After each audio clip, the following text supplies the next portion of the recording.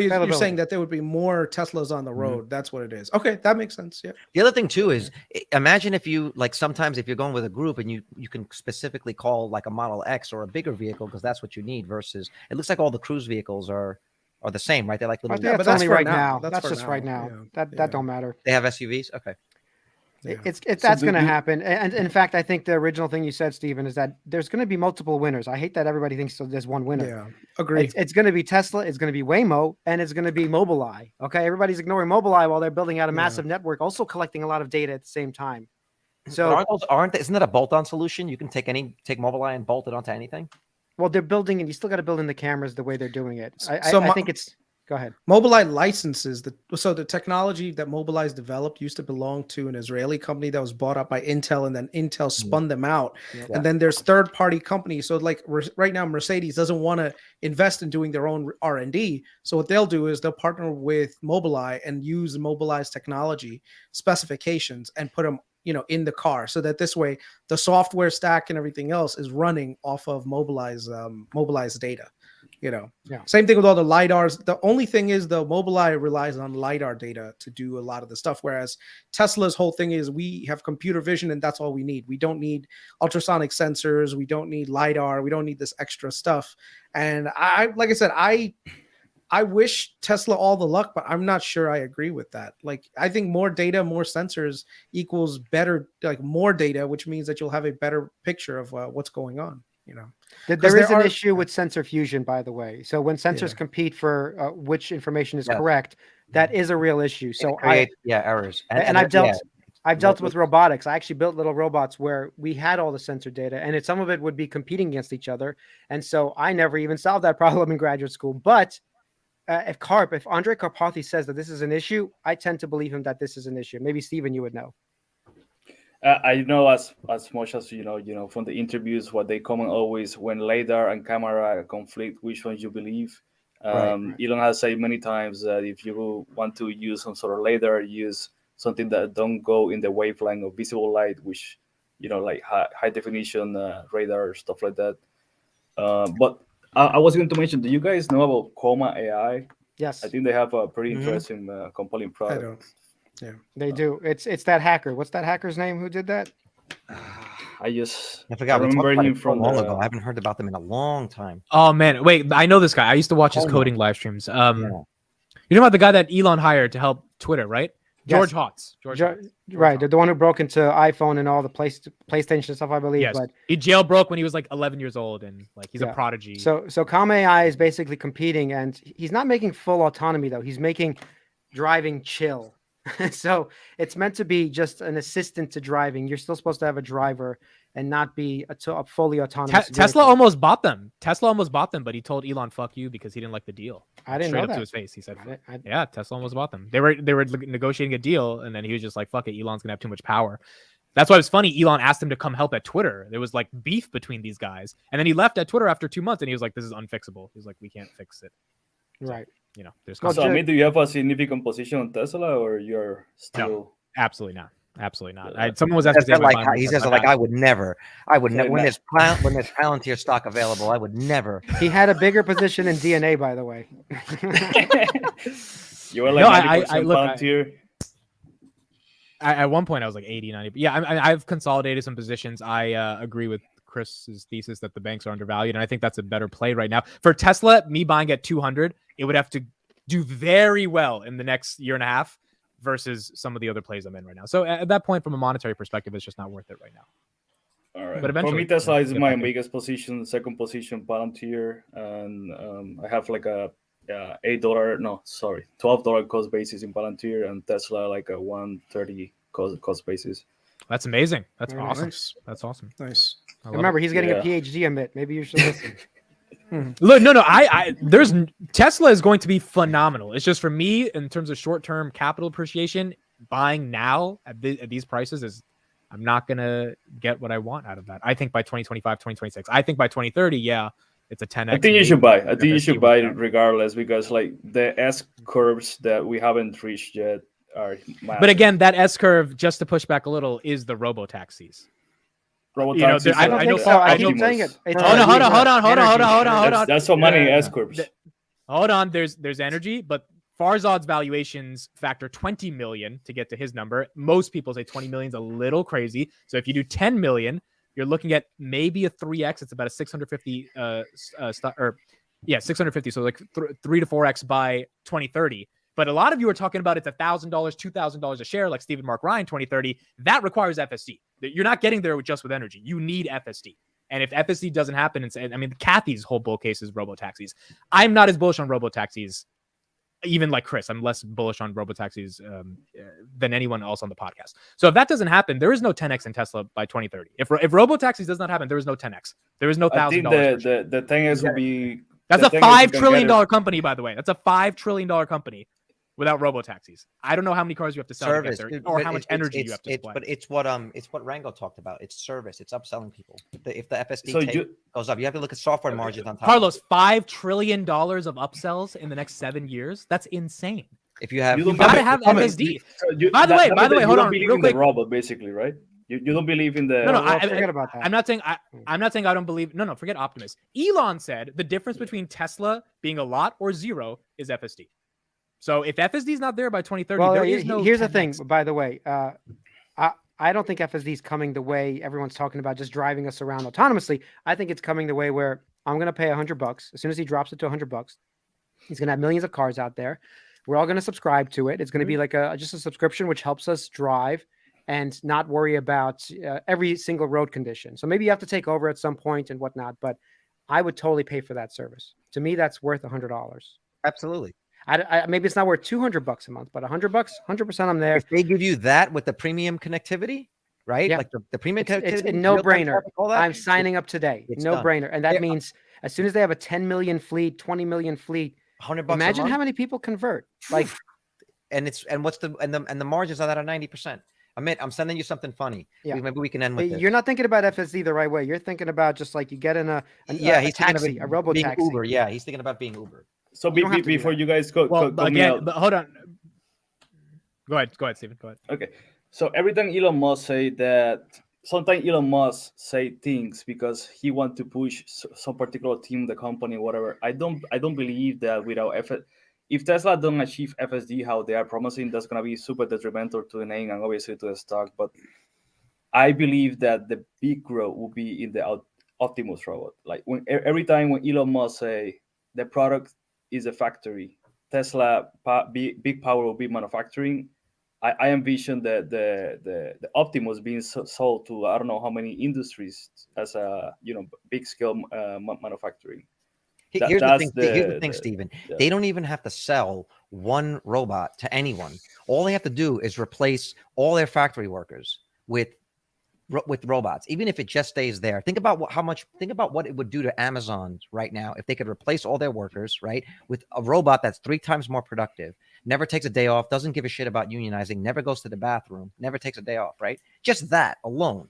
It would be the benefit of scaling up while at the same time reducing costs, like reducing your cap and but also at one point 20-30 years in the future, the fleet of cars will get saturated, so you cannot rely forever making cars. I don't know how every year we sell so many cars. I don't know how because wear and tear. Cars break down all the time. People get into accidents. It's a normal progression. Plus, most of the world is not automotive right now. Like there's still a lot of people in South America. They don't have cars. Africa, they don't have emerging cars. Markets. Right? Emerging markets like India right now, they're moving from to like back in the day in India, if you go there and you had a car, like you were the special guy in the village. Now the car is like becoming a second nature to people. So there are still markets out there that automakers have not hit. Plus, there's a transition from existing ICE cars to EV cars. That's another big factor. So a lot right now, Tesla and like maybe 2 other manufacturers are the only ones that make good EV cars that you could possibly buy. So that limits I would say that the demand for EVs is going to go up and Tesla's going to capture a lot of market share. And that's the primary bull case for Tesla. The question is, hopefully they do not drop the ball, and basically get too comfortable, because I think that's the thing with most companies. They get too comfortable and then they leave room for competitors to come in. And that's what our original discussion today was about with regards to rights to repair. If Tesla does not get that part done, where they keep cars and they jailbreak, they keep them like locked in an ecosystem. If a competitor comes in and says, look, we don't want to do that to you guys, we want to create cars that are at least repairable, doing other things to them, they might leave an opening for other car manufacturers to come in and take market share. I don't know. But hold on. The I'm still kind of confused. If FSD and regulations and everything doesn't improve, you think people will pay the subscription if they can't if the car can't actually drive itself? Like you guys are saying, don't think of it in the robo-taxi way. You're confusing FSD with paid fares with robo-taxi. FSD just means the car drives itself. Robo-taxi means right. So my point is picking up customers and charging them. But Elon and Kathy's analysis is that FSD leads to the robo-taxi, I know, which is what gives them the $1 $1 trillion valuation. Yes. Okay.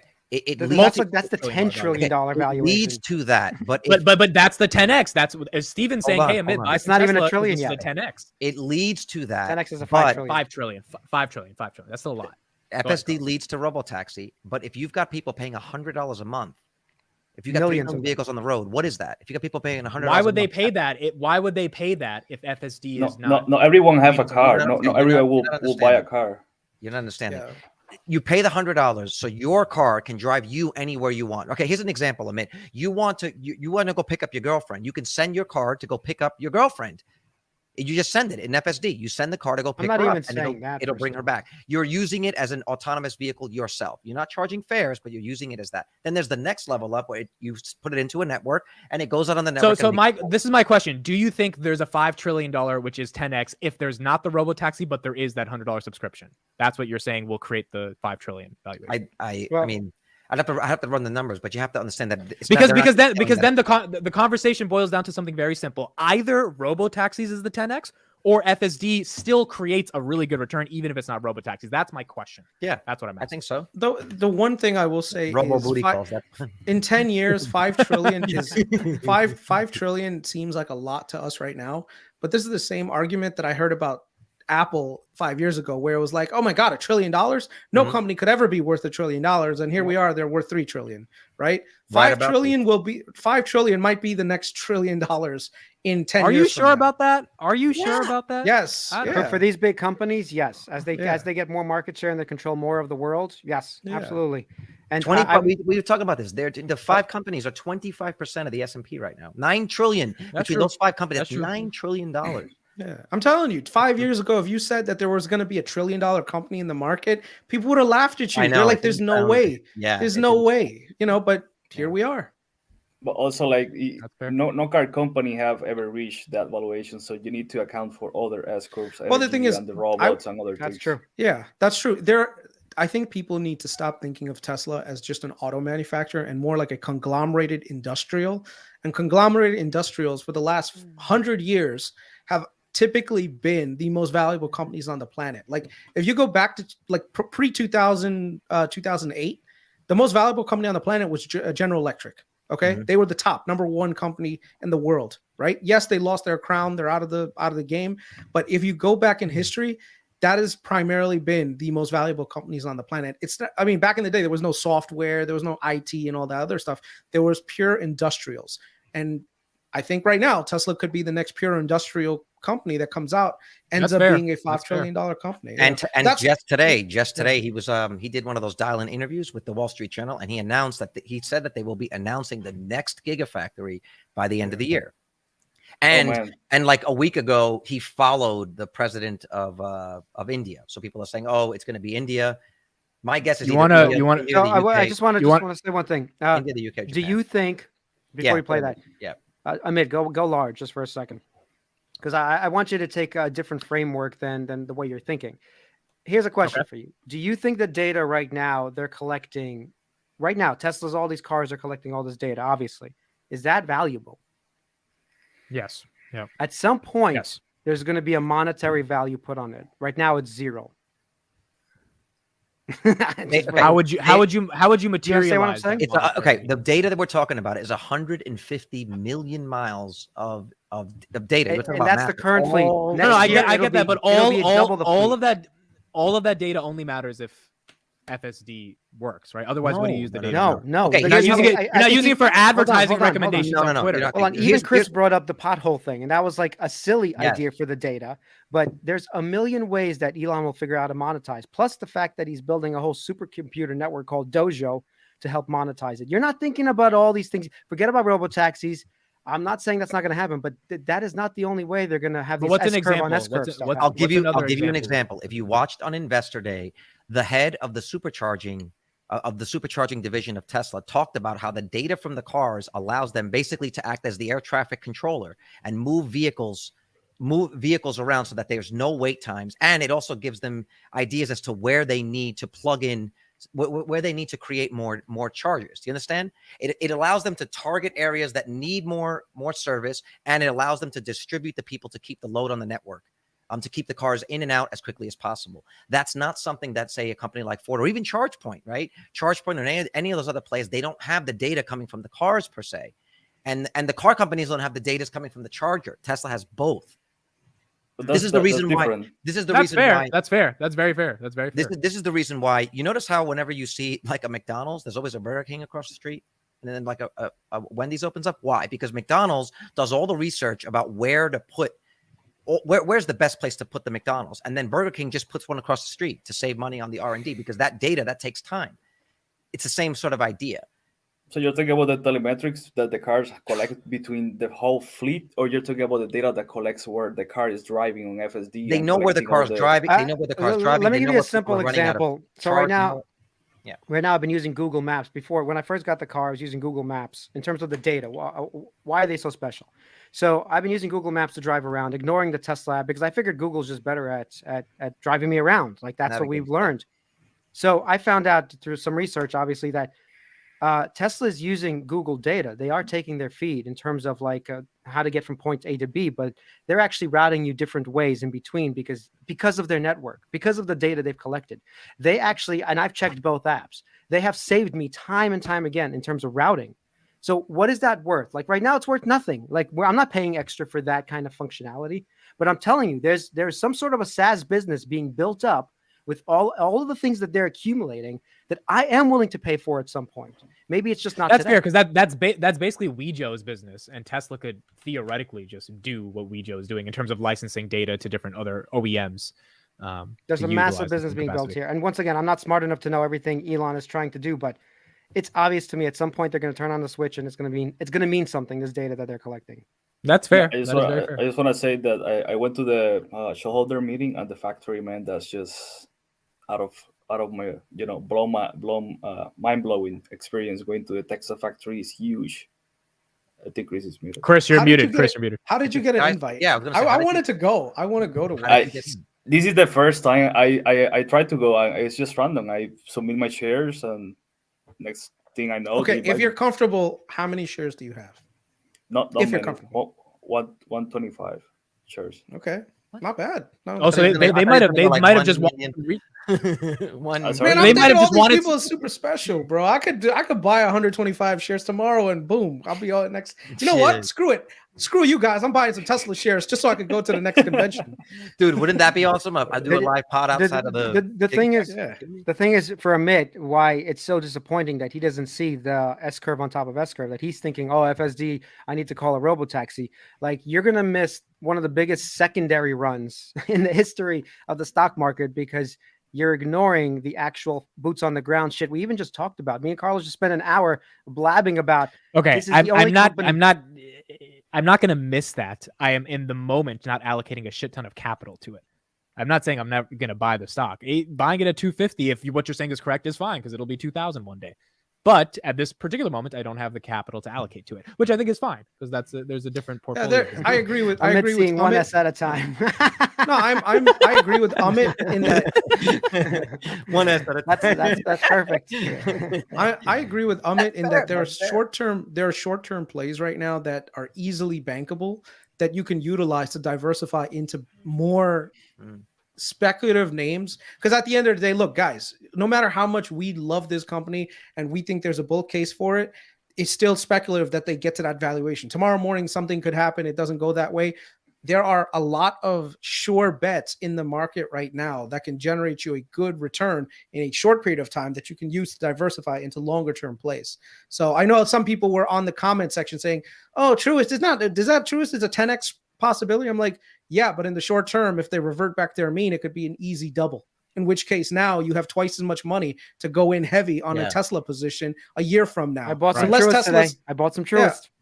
So unless Tesla's got some rabbit, that it can pull out of its hat, that's going to give it like an S curve, a second S curve in the next year, even less probably in the next 6 months, Truist is the better play. So right now, my capital allocation is going towards regional banks that are highly undervalued, that the market is discovering. And let me just show you guys something very, very interesting from today. These pods are getting to be too long. I'll say it here first. Carlos, you were supposed to be gone a while ago. Steven, thank you for joining as well. No, but Chris, make sure to buy stock for your wife so you can, she can go as a +1 to the. Well, my future wife might hate Elon, as I was telling Carlos today in the group chat. So who knows? I think you'll. We're at 420. I think you'll software update her. 420. So today, this was the market 420. Okay, pretty much. Pretty much everyone was down for the most part. Guess which sector was riding high? Banks and regional banks. They were all up today. Guys, we finally got down there. market. We got in a down market. So just letting you know. But it's fair. Hey, that's the point. It's fair. It's fair. It's fair. Yeah, and if you believe that money's rotating out of it. Yeah. This is the point for Steven. He was like, buy some Tesla right now. I'm like, I'm not buying any Tesla right now because you don't have to buy it right now. But eventually, yeah. So I'm gonna buy it. It's just 100%. Let me put it this way. It's just like they have to go to $1 trillion to double. No, but it's very simple. It's very simple. That's just not that easy. If you told me right now, they have to go back to $1 trillion. Hold on, they have to go back to $1 trillion. Hold on. When they went, no. When they went to $1 trillion, interest rates were zero, Carlos. When they went to $1 trillion, and inflation was non-existent. So this $1 trillion market cap, Tesla bulls want to be like, that shit was fake as fuck, and you know it. It was absolutely fake. Can it get to $1 trillion again? 100%. I mean, absolutely. Everything you're saying, 100%. 10 trillion, 100%. I think it's possible. But that trillion was not real. That was completely artificial. And now for them to actually get back there, which I think is going to be easier than what we think it is. All right, let me ask you a question. The easiest. Let me ask you a question. This is very simple because you're missing. I get the compounding of money, but for 20 years ago, 30 years ago, when New York was crap, and I told you, hey, you should buy this building for $200,000 in the middle of Manhattan. Okay. Down by East Village. It was worth nothing. In fact, they were giving buildings away. Nobody wanted them. Mm-hmm. Okay. Yeah. What happens 20, 30 years later? Yes, you had to wait 20 years. I agree with you. But what happens 20 years later? You retire. You never have to work again. That's the answer. That's it. Yeah, but I don't disagree. It's generational wealth created. That's the difference. I don't disagree with you. I just think in the short term, I'm not going to miss Tesla forever, but for the next 6 months to a year, I might have to miss some Tesla. No, I mean, for example, in the shareholder meeting, Elon said, there's some rough times coming, and Tesla next 12 months. To macroeconomics, 12 months. So. That's true. They have to figure out this margins issue, margins versus advertising. They still have to figure this shit out. There's some stuff they got to figure out, and hopefully I'll get back in before these multiple S curves take off. But I think I have a little bit of time. I don't think it's happening tomorrow. I agree with you. Right now, the opportunity in the market is the banks that have been beaten up. A lot of them are beaten up a lot unfairly. So as long as you're willing to, do the research, find the good ones that are out there. Right now is a good time to pick some up, ride back to the mean. All you really need to do is just ride back to the mean where it used to be trading from. And then after that, you have more flexibility on what to buy next. My thing is none of these companies are going to, Yeah. I was going to say, Steven, thank you for being on. We'll catch you next time. Thank you, man. Appreciate it. All right, let's call it. Yeah, let's call it. Hour and a half, 439. Quit while you're I think tomorrow I want to cover some SoFi because what's his name? Noto did an interview with Kramer. That was actually very important. We got to get to Unity at some point. So yeah, Unity as well. Talk about. Palantir 40 was also fake. 100% agreed. It should not have been a $100 billion company at the time. I agree. Please like the stream. We've got our linked channel. It's in the top pinned message. I'm going to link it again. Finance Junkies. Please subscribe to that. And that's pretty much it. 400 people again for the 7th day. You got our Twitters and stuff? Yeah, follow us on Twitter. Throw your Twitter in the chat so it's the last thing as people watch this. Like and subscribe if no one has done that yet. We have 132 likes. Let's see if we can get that up. And yeah, this was a good one. This This conversation. was great, Carlos. This Really- was. I don't know which direction you were. We didn't even talk about DeSantis, and we'll talk about that tomorrow. We didn't talk about it. I know. I'm like, we shouldn't even put a title on it. It's almost like a. It's. Oh, I almost changed it already. Producer Amit was on it. But I think there was a lot of Producer Amit was on it. value. I think ultimately, if we all leave the conversation learning something and contributing something, that's a great pod. So, high five, dudes. And we got to do this one, Enovix update, because VITALY. And Eric, I agree. 9 p.m. Junkies is greater than 10 p.m. Junkies. It's a little easier for me, but if we go an hour and a half late, then it You know what? Can you do a poll 9 versus 10? What do you guys? Well, do that I real can't do quick. 10 anyway. So while Ever? I'm working, next week, no. This week, yes. So next week, can you do 9, VITALY? No, I can't do next week at 9. I could do. Oh, you can't do next week at all. But this week I oh, can do no, it. no, at you're 9. saying that. So why don't we do 9 for this week? It would really help me out. Just trying to get the kiddo to bed. Okay, because- so we'll make the announcement 9 p.m. to help out Carlos because he's got a real life and all that stuff, and then we'll go back to 10 p.m. next week unless people like 9 p.m. 9 p.m. Yeah, but we're not going to do it without VITALY. We're not going to not have VITALY unless we Oh have an shit, I AI. forgot VITALY. You can't. Okay. Right. What a dick. Are you a Russian AI? I was going to say. All right, so get 9 that- p.m. this week. But it's only next week, and then I'm free again the following week. So we could go back to 9. It's okay? flexible. We got Okay. dynamic times Yeah, here. I would Listen, say if you just- guys just want run it- CNBC timing, you go Yeah, watch CNBC. Right. If you want that, go watch you Kramer. Yeah. run a poll on it so this way we know 9 p.m. Eastern. That's the thing. So this way we get an understanding from our audience like what would be the best time, and then we could provide it during that time. Okay, I'm doing it right now. 9 p.m. Eastern, 10 p.m. Yeah, to me 9, Okay, 10, just asked. whatever. I'm still gonna be awake.